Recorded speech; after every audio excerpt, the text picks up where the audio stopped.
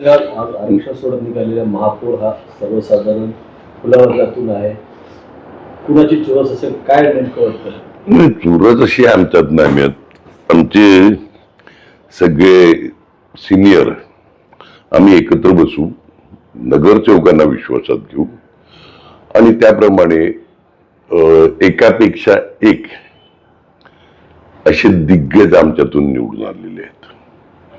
त्याच्यामुळे कोणाला कुठे बसवायचं त्या हिशोबाने आम्ही नक्की विचार करू. आपण काय सांगा की मुंबई महानगरपालिकेमध्ये पेडणेकरची झालेल्या सर्वसाधारण गटामध्ये अक्षर घेतलेला मुंबई महानगरपालिकेच्या आरक्षण त्यामध्ये काय? नाही, माझं म्हणणं एवढंच आहे का असा नियम कुठेही नव्हता. काही 3 पाहिजेत कमीत कमी SC ST किंवा त्या प्रवर्गातले. मग एक आहे त्याला पण अन्याय होतो ना शेवटी. म्हणजे तुम्ही 3चा नियम केला तर याचा अर्थ हा होतो का तिकडे ST समाजाला कधी न्यायच नाही मिळणार. ते चुकीचं आहे. ही जी आरक्षण सोडत झालेली आहे याच्यावरती तुम्हाला काय वाटतं? पारदर्शक नाही म्हणजे हे चुकीचं, नियमच चुकीचे केल्यात ना. मग पारदर्शकता असेल, सगळं असेल, पण नियम चुकीचा आहे. एखाद्या समाजावर अन्याय करणार आहे. आम्ही तर अपेक्षित होतो ST पडेल म्हणून आम्ही ST महिला म्हणून आम्ही जनरल जागेवर एका चांगल्या काम करणाऱ्या रंजना थालेकर आदिवासी स्त्रीला दिलेला आम्ही. जनरल मध्ये सुद्धा, कारण आपल्याकडे नेहमी सोशल फॉर्म्युला वापरला जातो. नाही, जनरल मध्ये कसं आहे, तिला आम्ही आदिवासी समाजाचं रिझर्वेशन पडलेलं तर तिला डोळ्यासमोर ठेवूनच दिलेलं. आता जनरल जागा आहे, कदाचित पुढच्या वेळी ST पडेल, आणखीन कोणतं पडेल. तर आता आमच्याकडे जनरल पण दिग्गज आहेत ना.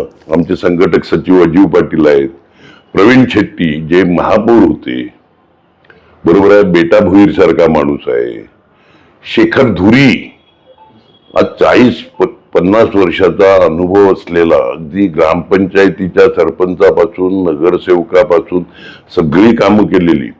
आता तो आहे, लॉरेल डायस आहे, अनुभवी माणसाचा. आमच्या इकडे अफीफ शेख सारखा, ज्याला यंगेस्ट स्टँडिंगचा चेअरमन केलेला आम्ही. हे सगळेच आहेत ना. म्हणजे रेस मध्ये भरपूर लोक आहेत. याच्यातला योग्य माणूस सिनियर मंडळींना घेऊन बसू आम्ही, ज्यांनी पक्षाकरता आजपर्यंत काम केलं, अशा सगळ्यांना घेऊन बसू आणि योग्य तो मार्ग काढू. योग्य त्या उमेदवाराला न्याय देऊ. आपण निश्चितच या निवडणुकीमध्ये जवळपास 29 महापालिकेमध्ये जे वातावरण निर्माण झालं होतं त्यामध्ये वसई विरारचा गड राखण्यामध्ये आपण अतिशय यशस्वी राहिलेलो आहात. कार्यकर्ता जिंदाबाद. हा गड कार्यकर्त्यांनी राखला. कार्यकर्त्यांनी जे जीवापाड मेहनत केली, नमस्कार त्यांच्या मेहनतीला. कोणतीही अपेक्षा न ठेवता रजा काढून सगळ्यांना निवडून आणलं ते कार्यकर्त्यांनी. त्या आरक्षण सोडतीवर सत्ताधाऱ्यांचा दबाव असल्याचं वाटतंय का? नाही, दबावच नाही, नियम चुकीचे आहेत. मी एवढंच बोलला. दबावाचं कसं काय असू शकेल? शेवटी लोकांच्या समोर चिठ्ठ्या पडल्या असतील. म्हणजे एक्झॅक्टली आम्ही तर गेलो नव्हतो. नियमात बदल केला नाही, नियमात बदल केला हे चुकीचं आहे.